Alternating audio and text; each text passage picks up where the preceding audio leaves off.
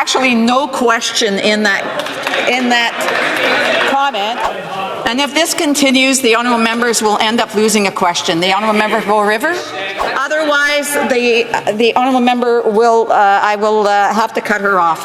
The honourable member Calgary Mid-Napore continues. As I said, we will have to go into a practice of pulling questions from those who are who are trying to pose questions. This guy's garage. Like and subscribe. Oral questions, questions orales. The honourable member for Thornhill. Madam Speaker, there's snow on the ground and it's pretty cold in the capital, and Canadians from coast to coast are putting up Christmas trees. But the finance minister is stuck in fantasy land, somehow still thinks it's fall. She's weeks behind on delivering the fall economic statement to this House and to Canadians. The parliamentary budget officer says that this minister blew past her deficit reduction targets, adding more inflationary spending and crippling debt that Canadians will have to pay. But we don't know for sure because she's nowhere to be found. So when will the finance minister tell Canadians just how much money she spent? The honourable minister. Madam Speaker, we look forward to answering our colleagues' questions, but I do feel it's important to recognize the gravity of this day. It is the National Day of Remembrance and Action on Violence Against Women, and 35 years ago, 14 women's lives were cut short in a brutal act of violence at l'École Polytechnique, killed simply because they were women. Gender-based violence must not be tolerated in this country, and we all have a role to play in ending it. The honourable member for Thornhill. Madam Speaker, Conservatives on this side of the House stand in solidarity with all of the victims' families on this tragic day. My question, however, was about the finance minister and the fact that she is hiding today. She's hiding. She hasn't hidden the fact that she's doubled Canada's debt. She gave us the highest inflation in 40 years, and she delivered the lowest projected growth of any advanced economy. Right. She's trying to hide the truth for Canadians. So I will ask once again, if she doesn't want to come clean, can anybody on that side of the House tell us exactly how much Canada's deficit is this year? The Honourable Parliamentary Secretary. Well, Madam Speaker, we'll put our record up against the Conservatives any day of the week and twice on Sundays. Let me quote from a former governor of the Bank of Canada, David Dodge. He said, because it was obsessively focused on reducing the federal deficit over fiscal years 2011 and 12 through 2015, the Harper government unnecessarily contributed to a slower, rather more muted recovery. So while Conservatives slowed down our recovery, we have accelerated our post-pandemic recovery and are now on track to have the highest growth rate in the G7. That's in addition to Canadian work. Honourable member for Thornhill. Madam Speaker, if that minister wants to put his money where his mouth is, he should call a carbon tax election and let Canadians decide. The finance minister, however, is going to have to find another job after the next election, and maybe she'll find out that you can't turn in your work that's been overdue. It's something that we learn in grade school, and she must have skipped that day. Her government lost control of our borders. They've lost control of immigration. They've clearly lost control of the deficit too, and they're trying to cover up their tracks. Yeah. So I will ask again, for those in the back, and I will say it slower, what is Canada's deficit this year? The Honourable Parliamentary Secretary. Let's just review, Madam Speaker, the Conservative track record on affordability. So they will not support feeding hungry kids healthy meals at school. 400,000 more kids, they say, no, we don't want to feed you. They will not support a GST break over the holidays on food, toys, and other essentials over the holidays. They say, no, we won't support a GST cut for Canadians. They also won't lift a finger to fight climate change, which is cited in the report as being the greatest driver of food price inflation. When will they get on side with Canadians and actually support? The honourable member Niagara Falls. Speaker, after 9 years of this failed NDP Liberal government, more and more Canadians are going hungry. They say the Liberal 2-month tax trick for what it is, nothing more than a lump of coal in their Christmas stockings. Exactly. 1 million people are visiting a food bank each month in Ontario, and in Niagara Falls, 120 families per day on average are visiting Project Share, our local food bank, because they cannot afford groceries. When will this NDP Liberal government axe the carbon tax to provide the permanent, broad-based tax relief Canadians need and deserve? Hear, hear. The Honourable Minister. Well, I've got some good news to share with that member, because just a few weeks ago, we signed an agreement with the province of Ontario for our national school food program. This means an additional 160,000 kids this school year will have access to healthy food at school. This is help for parents in a stressful and affordable or expensive time. And it ensures that kids can focus on being kids and can focus on learning. When will the Conservatives get on side and support these measures for families? Hear, hear. Member from Niagara Falls. Speaker, a 2-month Liberal tax trick does not provide the broad-based, permanent tax relief Canadians need. And sadly, they plan to raise the carbon tax again next year. 1 in 7 residents in my community of Niagara Falls have visited Project Share. Almost 5,000 residents visited for the first time last year alone. Wow. Canadians need our help. They need permanent, broad-based tax relief. When will this government finally call a carbon tax election so we can scrap the tax? The Honourable Minister. I'd like to remind that member that the last time that they were in government, that the poverty rate for children was 16%, Madam Speaker. We have lifted hundreds of thousands of kids out of poverty. And the single most effective measure in doing that is the Canada Child Benefit, ensuring parents have support each and every month to be able to afford the essentials for their family. And guess who voted against it? Guess who vows to dissolve it, Madam Speaker? The Conservatives. Member for Calgary Centre. Well, Madam Speaker, the first thing a government has to get right is the basics. For Canadians, that's food and shelter. After 9 years of this NDP Liberal government, these costs are way up. Housing costs have doubled. Even more basic food costs continue to escalate, and food bank usage is up 90%. Let them eat cake is not an effective strategy. Escalating deficits are the root cause of inflation, and this government still does not get that. Reality is landing on the plates of Canadians. When will this government take a lesson and stop its economic mayhem? The Minister.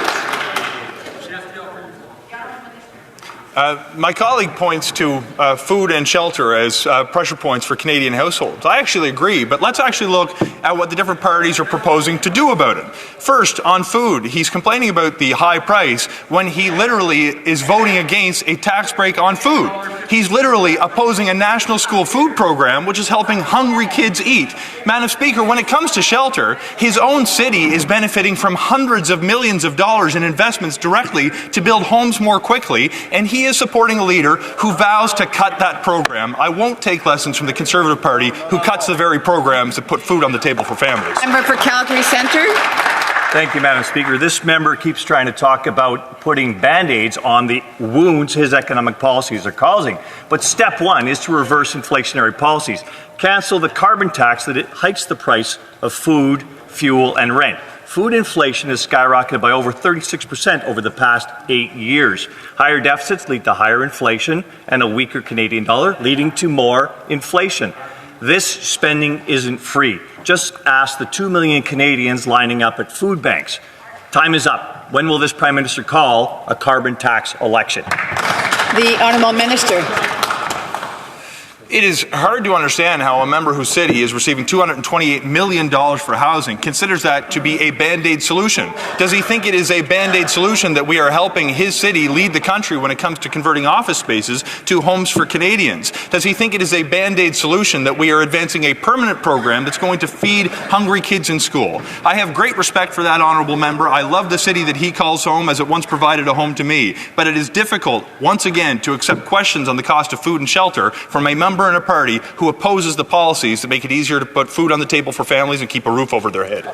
Madam Speaker, the Prime Minister and his new BFF, the Maserati Marxist, have never been more out of touch.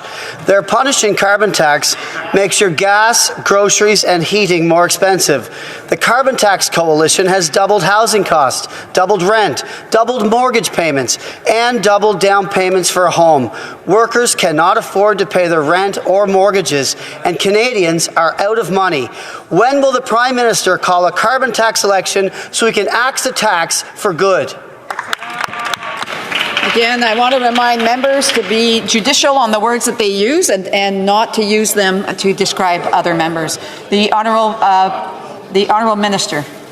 Madam Speaker, I just want to clarify the record for everyone who's watching Question Period on a Friday morning that the coalition on carbon pricing actually fissured this year when the NDP abandoned their policy on carbon pricing. It is known as the most effective economic measure to bring down the price of pollution and also to boost economic activity.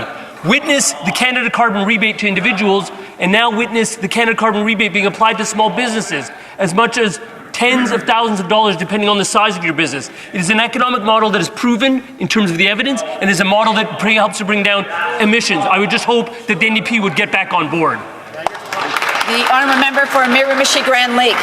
Madam Speaker, the government has killed small business, and it's all for the pension when it comes to the NDP. Next week, the NDP leader will be forced to vote on his own words. It's the ultimate test of who he is. Does he mean what he says, or are his words meaningless?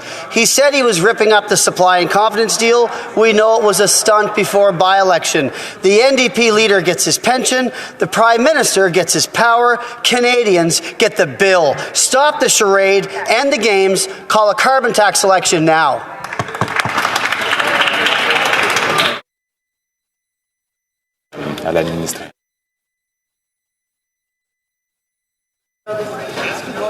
So just a reminder that the questions have to do with the administration of the House. And so I just want to remind members of that. Okay. That's not a question on the administration of the House. The Honourable Member for Kelowna Lake Country. After 9 years of this NDP Liberal government, Canadian families are paying the price for the Prime Minister's inflationary carbon tax. Canada's food price report just revealed a family of four will spend $800 more on food in 2025. Food prices rose 36% faster in Canada than the United States. Taxing farmers, truckers, and ultimately families have driven millions of Canadians to food banks. And yet, the Liberals are hiking the carbon tax again. Will the Prime Minister finally give families some relief and cancel his punitive carbon tax? The Honourable Parliamentary Secretary. Madam Speaker, 15 cents on a $100 bill. That's how small the impact of carbon pricing truly is. But when we offer Canadians a GST tax cut over the holidays, which is 100 times greater than that, the Conservatives oppose it. No heart. Conservatives demonstrate in this House every single day how they are not supporting Canadians. No heart. But this is truly a new height to their hypocrisy.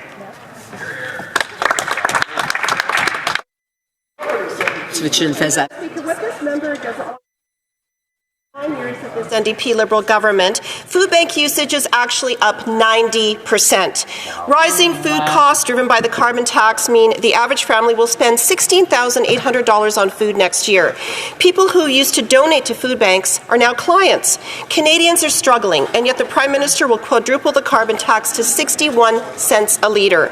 Will the Prime Minister admit his failed policies and that are making food unaffordable and cancel the carbon tax so families can put food on their table? Honourable Minister. I challenge that member to point to a single thing that her party has done to help Canadians address affordability issues. Frankly, it's appalling, Mr. Speaker. On this side of the House, we will continue to put forward measures like a GST holiday, like the Canada Child Benefit, to ensure that families have the support that they need through these expensive times while they continue to deny Canadians the support that they need. The Honourable Member for Skeena Bulkley Valley. Madam Speaker, it's disappointing that at a time when so many Liberals and at the busiest time business is a break. It's a shame that the can oppose support them. The government know what happened to support with disabilities, specifically help persons with disabilities. Thank you.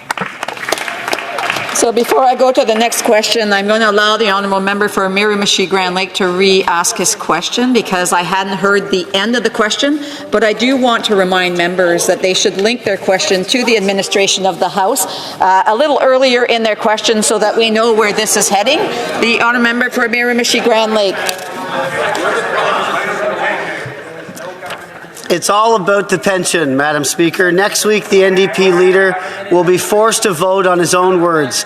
The ultimate test of who he is as a leader. Does he mean it or not? When he said he ripped up the supply agreement, it was just a stunt before a by-election. The NDP leader gets his pension. The Prime Minister gets his power. Canadians get the bill. It's time to call a carbon tax election, stop the charade, end the games, call the election now.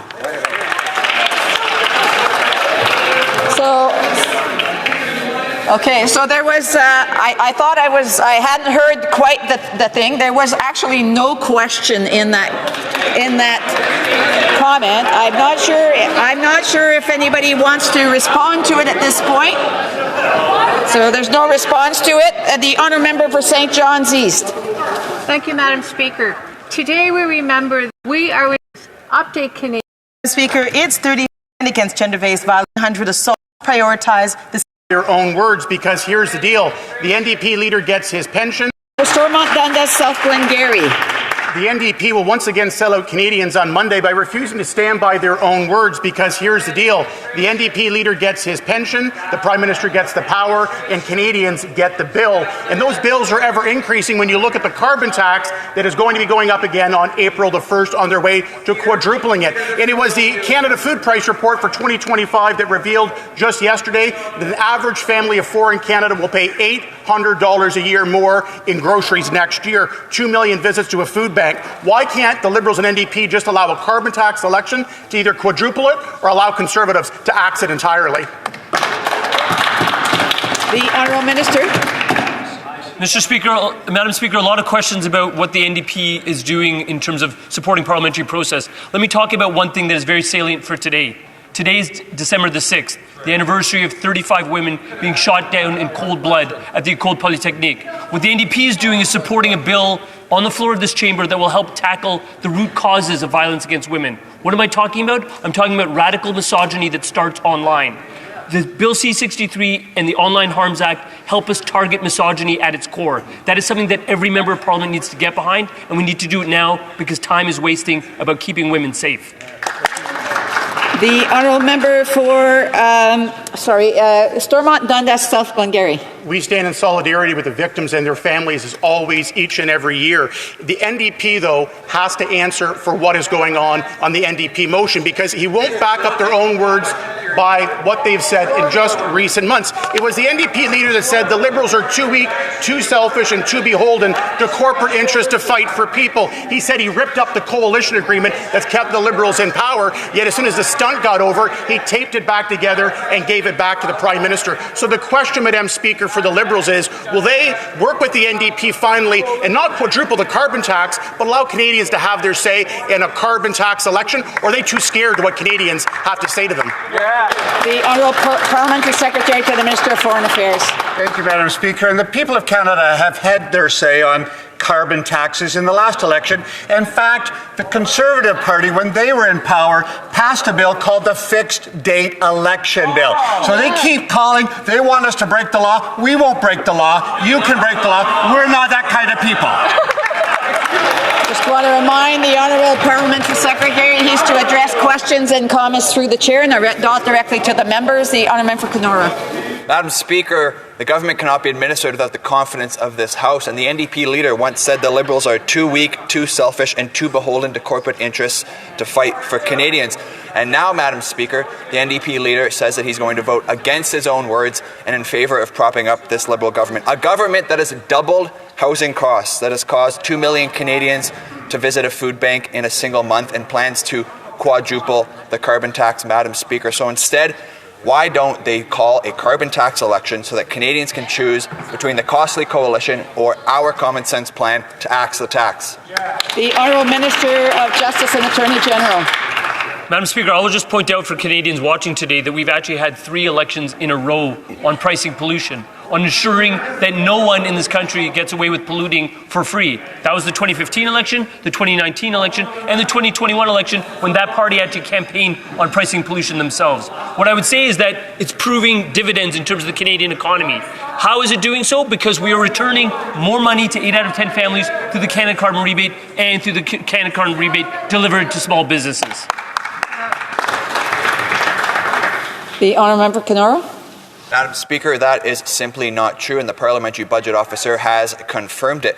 And we know that this NDP Liberal coalition is planning to hike taxes again next year. Despite the theatrical display of ripping up their confidence and supply agreement, Madam Speaker, this coalition is still alive and well. And even when Liberal MPs are calling for a new Prime Minister, this NDP leader is the only person that is keeping the Prime Minister in power. Once again, Mr. Speaker, instead, why don't they give Canadians a chance to vote in a carbon tax election?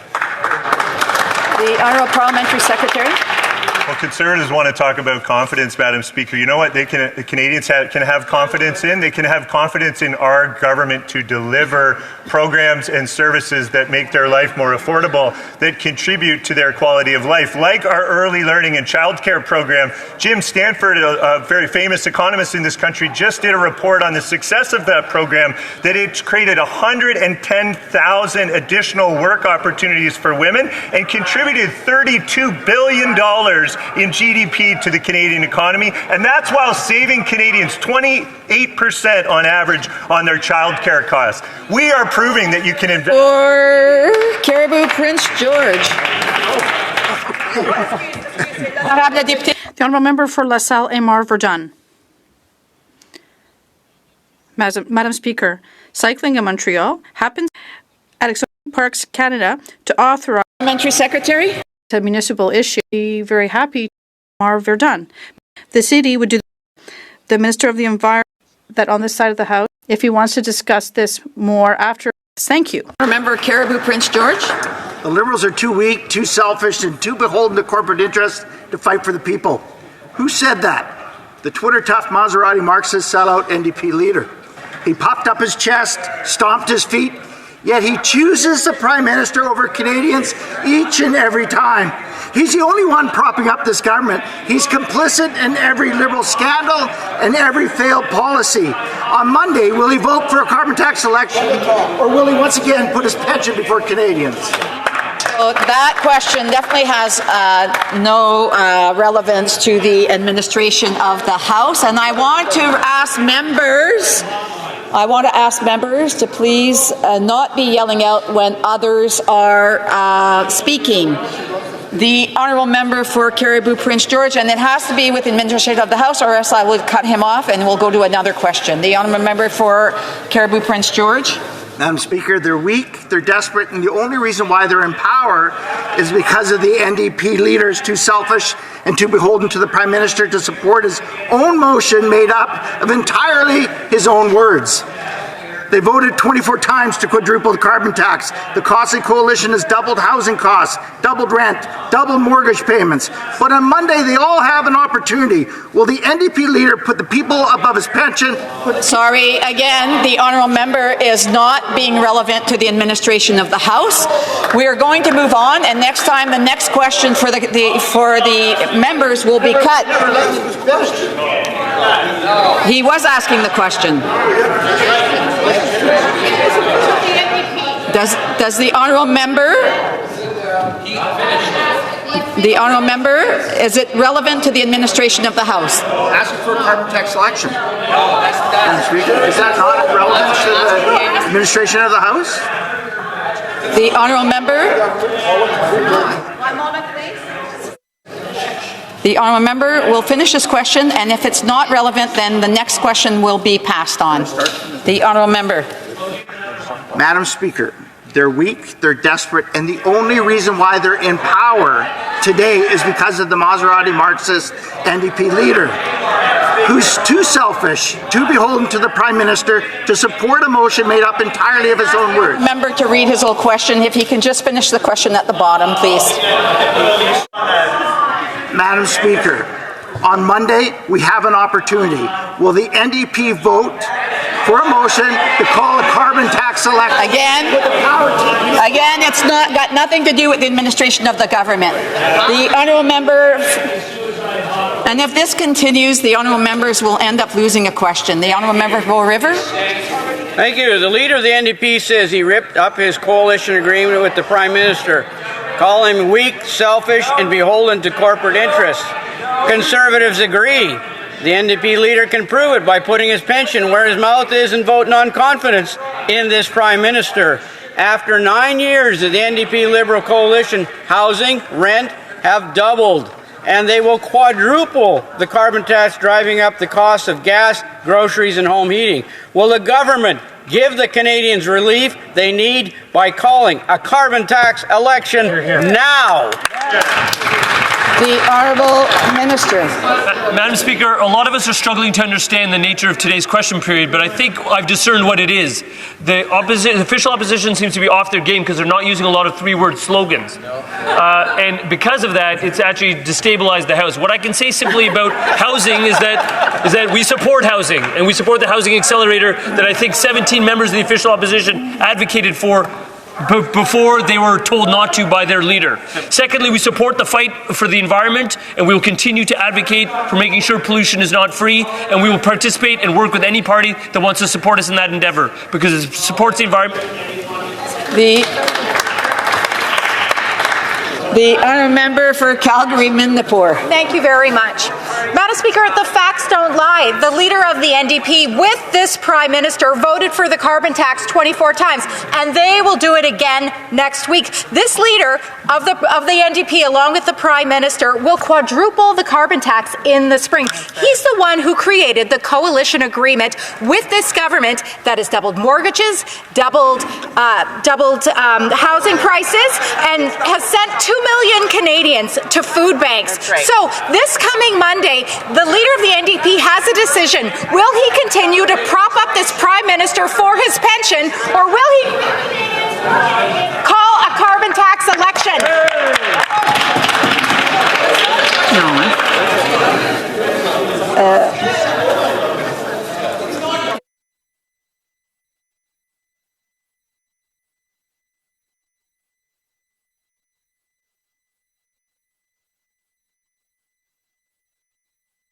So again, I would just, it's very clear that individuals are playing with words and that these questions are not to do with the administration of the government. You cannot ask a leader of another party or other members to respond to these questions. It should be to the on the administration of the government and to the government to respond. The honourable member for Calgary-Mindapore, I hope that her other question is related to the administration and is asked to the government. Otherwise, the honourable member will I will have to cut her off. The honourable member Calgary-Mindapore. Okay, thank you very much, Madam Speaker. Well, just over 3 months ago, the leader of the NDP ripped up the agreement he had with the government. He had the agreement with the government, Madam Speaker. He said that the Prime Minister was too weak, too selfish, too beholden to corporate interests to fight for Canadians. So this coming week again, on Monday, Madam Speaker, the leader of the NDP has an opportunity again to decide if he will prop up this government again or not. Is he going to prop up the Prime Minister or allow Canadians? Again, the honourable member knows full well, I just warned her, and she knows full well that she's not to ask questions of another opposition during question period. She is supposed to ask the government questions. And so this has been going on for quite some time. I would just ask members to please make sure that their preamble has more to do with the work of the government so that we know that it's going in the right direction, or at least that their end of their question has to do with the government and the administration of the government. The honourable member for... sorry. The minister wants to respond. Oh, I see that the minister still wants to respond. The honourable minister. Well, I think what's really important is to focus on some of the issues. And one of the issues that Canadians are rightfully asking about this House is about the concern about foreign interference and things such as how do we target foreign interference. What I find fascinating is that we've had a lot of discussions about the leader of the NDP. That leader has actually had the courage to get a security clearance and get a briefing to help to protect this country. In fact, there's only one member of a party that has not done exactly that, and that is the leader of the official opposition. For a man who would purport to assume and want the highest job in this country, I find it actually quite appalling that he doesn't have the courage to work on getting a clearance, getting a briefing, and protecting this country. The honourable for Regina, Wascana. The fact is the Liberals are too weak, too selfish, and too beholden to corporate interests to fight for people. Those are the words of the NDP leader who continues to betray Canadians by propping up this failed Liberal government. The leader of the party that used to represent workers now props up a government that raises the carbon tax, makes homes unaffordable. I want to ask members to please settle down and please extend the respect to the House to the person who has the floor. I will find out soon enough what the question is, and we'll go from there. And if this continues, as I said, we will have to go into a practice of pulling questions from those who are who are trying to pose questions. The honourable member for Regina, Wascana. The leader of the party that used to represent workers now props up a government that raises the carbon tax, makes homes unaffordable, has lost control of the deficit, and lets crime run loose on our streets. On Monday's vote, will the Prime Minister continue to hide behind the NDP, or will he finally call a carbon tax election? Hear, hear. The Honourable Parliamentary Secretary. It's a shame that the opposition still hasn't figured out to ask a question on the administration of government business. But while I'm on my feet, I might as well, Madam Speaker, speak about what happened yesterday at the Public Safety Committee, where there was pretty shocking testimony about foreign interference in the Conservative election race, confirming that the member from Calgary Nose Hill, in fact, received an angry phone call from the Indian consulate and brought that forward to Mr. Brown's leadership campaign, where they, in fact...